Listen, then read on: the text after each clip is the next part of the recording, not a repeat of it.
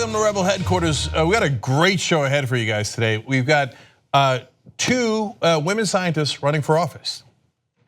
That's awesome. And they're wonderfully progressive and they're uncorrupted. What else do you want? All right, so let me get right to it. In studio with me right now, Jess Phoenix. She is running in California's 25th district. And she is a progressive and she's also a scientist, which is great. It'll be exciting to have people in office who know facts. Yeah, and I appreciate you bringing me on because I mean we're really trying to get the word out that people are tired of fake news and alternative facts. People want real evidence-based policymaking, and I think that's what me for sure and a lot of the other scientists who are running are aiming to deliver. So what kind of scientist are you? So I actually specialize in volcanology. So I study active volcanoes. Oh, okay. Yeah, just that. Right, okay. Yeah, I knew that. I knew it wasn't about the Vulcans. I knew that. Hey, you know what? Live long and prosper. Yeah, there's nothing wrong with that. It's a good philosophy. Yes.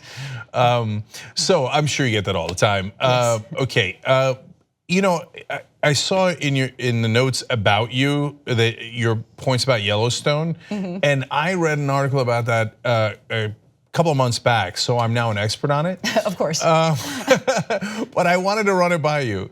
I know this is a little off topic. We'll get to politics and how you're gonna fix Congress. Okay. But if Yellowstone blows, we're all dead, right? I mean, we're on the West Coast. We're actually gone. On the West Coast, we'd be a little bit better off than the folks east of the volcano, just because of the way that the winds blow. That ash from previous Yellowstone eruptions has gone all the way to Washington, D.C. So the folks in D.C. would have a few problems, but us here in SoCal, we'd mostly be all right. Although it'd screw up aviation, and we'd see global temperature changes from it too. So we don't want that to happen. No, we don't.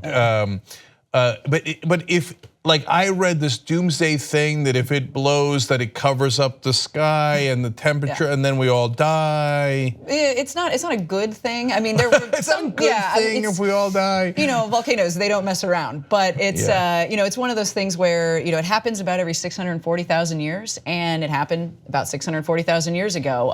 But it's a volcano. It operates on millions of year timescales, not on lifetimes for people. So the odds of it blowing on any given day that any of us or anybody watching is alive are slim to none. But if it does happen, you need Jess Phoenix in office to make sure that she could at least help, okay? Yeah. Although these days they'd be like, a scientist, what would you know? Okay, so speaking of which, why run for office? Why politics? Well, it was really just seeing that Trump is so into promoting things that are just not true, and then realizing that the guy I'm running against is Steve Knight. He's one of the low-key bad guys in the Trump administration. Just in Congress, he was there before Trump, but he is on the House Science Committee and he's a climate science denier. In addition to voting against equal pay for women, against LGBTQ rights, he voted against allowing people who were victims of those wildfires to deduct that from their tax returns. In California, that's not a good plan. So realizing that we have somebody who's running, or he's just voting so against the interests of everybody, you combine that with the anti-science, anti-facts, basically mood that's swept Washington, and I'm like, we are not going to have any funding to do disease research, to do climate science, to basically deal with automation and how our population's going to survive with all the changes of the 21st century. So I said we need tech literate people who understand facts. All right, sounds wonderful to me. What else is in your platform? What are you fighting for? So big point for me is actually about gun reform, and that's I was a 17-year-old high school student down the road from Columbine, dating a guy who went to Columbine when the shootings happened. So it's a very personal thing, and it is beyond time to do something about this. And then being somebody who's taught in classrooms, I've been on the other end of that and thought, gosh, I really hope one of my students doesn't come in and start shooting.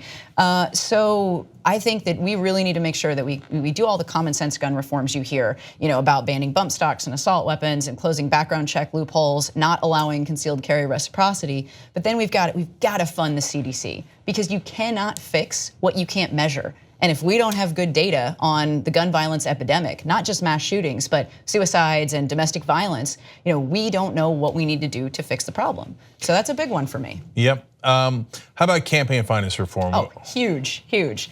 That is what I've learned from running. I've been in the race since April last year. It's a long time.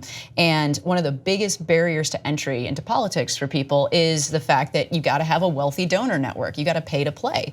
And I'm running a grassroots campaign because that's not what I want to be standing for. I want to stand for individual people and say, oh, you gave me $5? That has as much weight as somebody who gives me the max, which is $2,700. And that's the sort of example we need. We need that in Congress if we're going to overturn Citizens United and publicly fund elections. And do you think we should do an amendment? What's your sense of what the answer is? Well, so I want Congress to actually overturn Citizens United by legislating that, and then I mean, because the court right now we've got it more stacked towards the conservative side. So I doubt the remedy will come right away through the courts, and I don't think we're going to see much from the executive branch right now, sadly. No, I suspect not. Yeah, so we need to get enough Congress people in office who are not beholden to big donors that we can actually create a legislative solution, and yeah. Okay, I want to show everybody Jess's links, and remember, always super easy to click in the description box below if you're watching later on YouTube or on Facebook, and they're in the comment section. Just go and click. If you want to take big money out of politics, small donors are going to have to put progressives into office, and then they could change the law and say, hey, why don't our representatives actually represent us instead of their donors, and end the private financing of elections. Exactly. Okay, so let's keep going on your policy proposals. So in terms of immigration, what's your point of view there? Well, it's super personal to me. My husband, Carlos, is the son, first-generation American, son of a legal immigrant and an undocumented immigrant who his mom received amnesty under Reagan. So all of my in-law side of the family is affected by what we do with immigration. And I speak Spanish too, so I've been really working hard to go out into the Latino community because the majority of immigrants in my particular district are Latino immigrants. And I've talked to people and I've heard what they've told me, and we really would be tearing apart families if we don't act on immigration. And if we've got to pass a clean DREAM Act, so no strings attached, none of this, well, increased border security and the DACA. No. We have to do a clean DREAM Act. Get these young American citizens to have full citizenship. We need that because they have everything but the title right now. They've been educated here. We've invested money into them. It's time to make them full members of our community. And then we've got to work on DAPA, the action for their parents. And then we've got to create a pathway to citizenship for all of the undocumented folks who are here. And obviously they have to meet certain criteria. They have to have clean records and have paid their taxes and pay a fee. But we need that pathway. And it shouldn't be a single party thing. This should be bipartisan. And it's actually kind of a disgrace right now that it's not.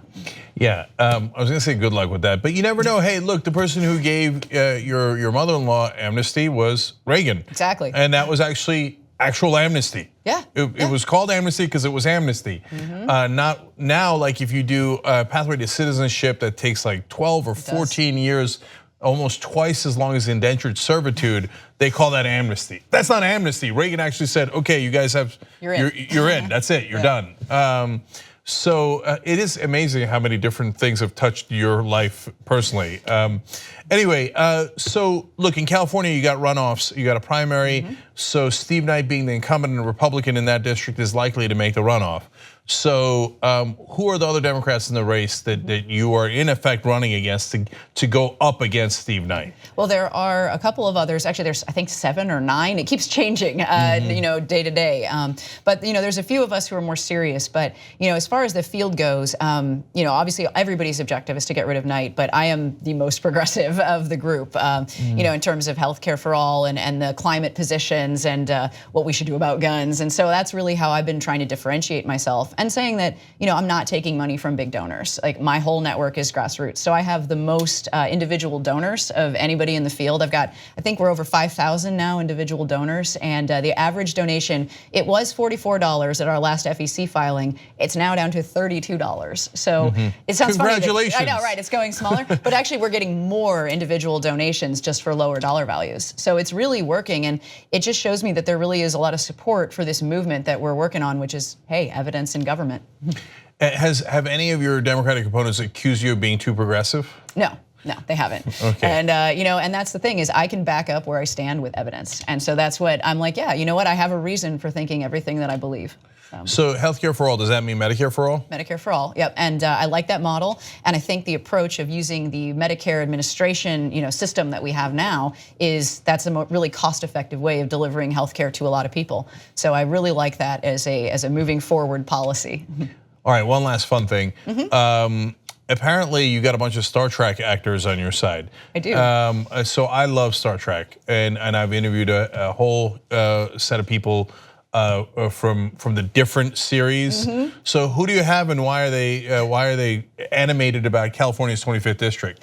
Well, I think the film industry plays a big role. The 25th is northern LA County. It's like the burbs and then the rural parts of LA that nobody knows about. But a lot of people shoot film out there, and it is a really important area for LA because it is so, it's such an economic driver in terms of the film industry and manufacturing and aerospace.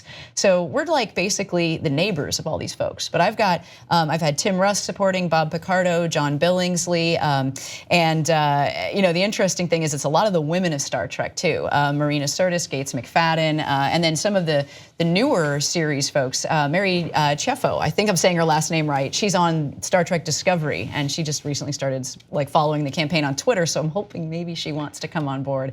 But the cool thing is it's a lot of the different series of people who are really getting in. I'm super old school, so I've lost track of the newer guys. So any Vulcans in the crowd? Tim Russ, he was on. I'm gonna get this wrong because I haven't seen his one. I think it was Voyager. Trump. I think it was Voyager. I know Tim knows. Tim knows. But I'm better at The Next Generation and Discovery, the newest one. Those are the ones that I've paid the most attention to. So I'm catching up on all the rest. I saw every single Next Generation episode. Cool. Does anybody ever think that you are the daughter of Beverly Crusher? No, but she's awesome. And Will Wheaton's been supporting the campaign too. I can't forget him. Can't forget Will. So okay, and you know what? Will Wheaton once came on the Young Turks, did an interview, and I ran into a guy the other day, and he said that what changed him from a conservative to a progressive was listening to Will Wheaton in that interview, and it sort of led him down a road of realizing, hey, you know what? This isn't cool. This isn't right, and this is the better way to go. So I hope that people see the Star Trek actors in your ads, and it opens their mind a little bit, and most importantly that they are open to the science, the data, the facts that you are bringing. And it's absolutely refreshing to have a scientist run for office and be a diehard progressive. And I believe that in a wave year, man, anything is possible, and certainly in a part that's a little north of LA, enormously possible. So Jess Phoenix, thank you so much for joining us. Really appreciate it. It was great. All right, everybody, remember links down below. Okay, go donate or volunteer right now. Jess2018.com. All right, we'll be right back. Later. All right, we're back at Rebel headquarters. So we have an amazing new guest for you guys, Jess Phoenix. What? So we decided to do two segments. As the other guest that was coming in had traffic problems, so I might have made that up. But anyway, she's not here and Jess is here. So I thought, let's keep going, So in the break, I found out all these amazing things about you. So I wanted to share it with everyone. So Jess, of course, running for office in California's 25th district.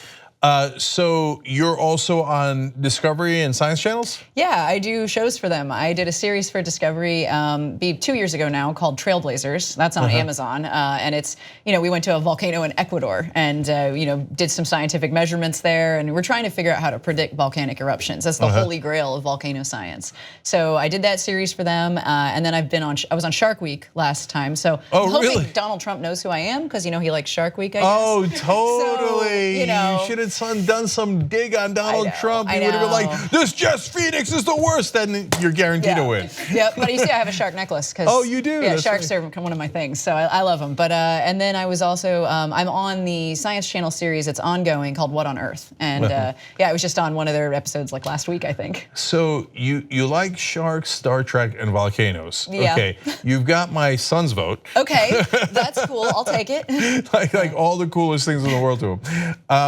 And plus, oh my God, the other thing you could have done to get under Donald Trump's skin while he was watching Shark Week and eating cheeseburgers in bed is mention to him that your parents were FBI agents? Yes. Oh, so how do we know you're not a plant? Well, my parents are Republicans, so it'd have gone horribly wrong if that was the case. But all the ones he wants to fire are also Republicans. Remember, Mueller's a Republican, Christopher Wray's a Republican, Comey's a Republican. Rod Rosenstein's not in the FBI, but Deputy Attorney General, Republican. Yeah. Where the party is now versus where it was when my parents were in the bureau is just night and day. You know, I mean, the Republicans are no longer the same animal. So, but my parents are they retired, but my mom was an expert on terrorism and foreign counterintelligence, and and my dad started out in white collar crime and then ended up doing cybercrime stuff. So. Yeah, our dinner table conversations were awesome. Yeah, well, I was just gonna ask, like, how badass is that, and how often did you pull that card at school? Like, no, it's cool, you can try to bully me, but my parents are kind of FBI agents, but so good luck with that. Well, when I was 8, we moved from DC, they were stationed in DC, we moved out to Littleton, Colorado, and so I was the new kid. You know, when you're 8 years old, 3rd grade, new kid, it sucks. And so I said, can I bring my parents to show and tell? And the school let me. So my parents came and they handcuffed all the kids in the class. They let us try on their bulletproof vests. Like, it was great. Okay. So I got spared a little teasing at that point because of it. Okay, all right, good. I remember there was a bully in our school, in elementary school, who pretended that his dad was the head of the FBI and his uncle was the head of the mob. Okay, and I was that like, works well. I'm like, that's just not true. Okay, but if I tried that on you, you'd be like, no, wait. My dad will handcuff you in class. No, actually, legitimately. And when I would walk to school, if it was my birthday or something, my dad would be driving by in a bureau car, which they're unmarked, but they have loudspeakers in them. And he sometimes would be like, "Happy birthday!" I'm like, "Dad, you're embarrassing me." You know, this was in high school and stuff. You know, that's awesome. Oh yeah, the parents, they have different ways to torture you when they're in the bureau. Right. And which election did they rig? Oh man, no, I think they were both out before all the real contentious ones happened. Yeah. Oh no, I have just accidentally started a conspiracy theory. When you win, they're like, ah! Yeah, it was all that. Parents were retired FBI agents. Anyway, so let's talk about how you're gonna win. So Steve Knight's the incumbent there in that district. Now, it turns out pretty vulnerable, right? So how much did he win by last time, and what's the dynamics there? So our district, it's historically been known as a real conservative one, and it's the only Republican-held district in LA County still. And Hillary won by 7%. Oh, and we now have 10,000 more Democrats registered than Republicans. So the odds are in our favor because Knight only hung on by a little under 6%. So this is actually a very flippable seat. And the way we do that is we have to elevate Knight's profile. We've got to make him somebody who people know about. Everybody goes, who? They think Steve King, you know, in Iowa. I'm like, no, Steve Knight. And Knight is, I mean, he is one of the worst. He's anti-LGBTQ, you know, like I said, anti-equal pay for women. Like, he's been voting against progress for the whole time he's been in office. This is only his 2nd term too, so we can get him out. Do you know what percentage of the time he votes with Trump? 98%. But only 98%. Yeah, it's in LA County. Yeah. LA, you gonna stand for that? Come on. So on the other hand, you have some pretty strong positions on climate change. Yes. What is that? So I actually think that, you know, we need to be prioritizing it, of course. We need to get back into the Paris Accord ASAP. And, you know, with volcano science, I also do environmental science. I founded an environmental nonprofit, and we teach students how to do science research, and we study the environments of the planet. And we work out in the Mojave here in California, so desert 2.5 hours from here. And you know, through that, I've seen that what we really need is scientists talking to each other better. So that's how we solve the climate issues that we're seeing in the 21st century. That means we fund the National Science Foundation, we fund NOAA and NASA to do climate studies, and then we actually spark innovation by saying, hey, let's make my district, the 25th, a global hub for green tech research and development, because that is going to have the way of the future, basically. If we can have net zero manufacturing, net zero power production, or even negative emissions, like they've got a plant in Iceland now that's negative emissions. And if we can kind of seed that sort of innovation, that's our way forward. And of course, you know, if we don't deal with this, climate change is the greatest threat to national security that we're going to see in the next 50 years because it's a threat multiplier. It empowers terrorists, it basically drives migration patterns, and it's going to, you know, cause food security issues all over the place when we can't grow things where we used to. Or we start running out of water like they did in Cape Town. Yes, which has not been talked about nearly enough. That is appalling, the lack of coverage we've had about that. That's a major city. Yeah, we just covered it for the 2nd time this week. You guys do a good job with it. Yes, thank you. So it just real quick, I think if Republicans or independents are watching, they might think, what do you mean climate change empowers terrorists. Yeah, so whenever you've got resource scarcity, it allows terrorist groups to act with more efficacy. So if you've got, say, sea levels rising, people pushed out of work, that sort of thing, and you have a terrorist group saying, we can make your lives better if you follow our movement, you follow our ideology, or if they're controlling resource deployment, like if they have access to a river and that's your only water source, or if they control the food supply routes, a lot of people are going to be hurting if terrorists are able to use the changing climate conditions to put the squeeze on their communities more. And there's a theory that the Syrian civil war, whether it was started by that or not, but it was certainly exacerbated by some of those same issues that you're talking about, and the migration patterns, and it was greatly destabilizing. And then obviously it turned into a mess with ISIS, et cetera. I'm a little worried about your ability to win when you use words like efficacy. There's some chance you're a little too smart for Congress. I'm not sure it's allowed. I can go simple. I can throw a snowball back at senators when they bring them onto the floor. That's all right. That would be awesome. Or baking soda volcano day for those who don't understand. I mean, whatever works, right? But no, I think I'm actually really excited about it because I think we're going to see a fabulous blue wave. I think we are gearing up for a huge change at the ballot boxes, and I'm so encouraged because I've been doing a lot of getting out and meeting people and talking to people. I have 11-year-olds who are supporting my campaign, who are volunteering their time to help me communicate to the younger folks. And yeah, they can't vote, but they're the ones who have to live with the consequences of what we do now. So that's who I'm actually running for. Put Jess Phoenix in office and she will get into a snowball fight with Senator Inhofe. Okay, she will fire back. Okay, phasers on stun in the beginning. Yes, okay. So everybody check out the links one more time. Jess Phoenix running in California's 25th district, jess2018.com. Make sure that you volunteer if you're in the district because volunteers are more important than anything else. But small dollar donations are absolutely needed to beat big corporate money. And wouldn't it be amazing if we had this brilliant scientist in Congress? Jess, thank you again so much. Thank you, Cenk. This is great. Okay, this time for real, we're done.